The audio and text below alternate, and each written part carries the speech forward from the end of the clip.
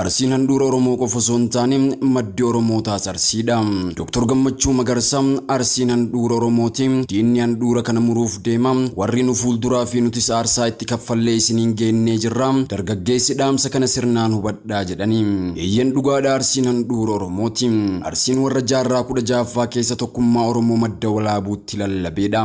Arsiin warra qoraa murtii Oromoo hangafa odaa Oromoo gaaddisa odaa roobaatti tumeedha. Arsiin Oromummaa fi Oromiyaaf warra harkaa fi harma murameedha. Arsii gaafa Azuulee, Arsii gaafa Aanolee, Arsii gaafa Doombir warra baddaa Baalee.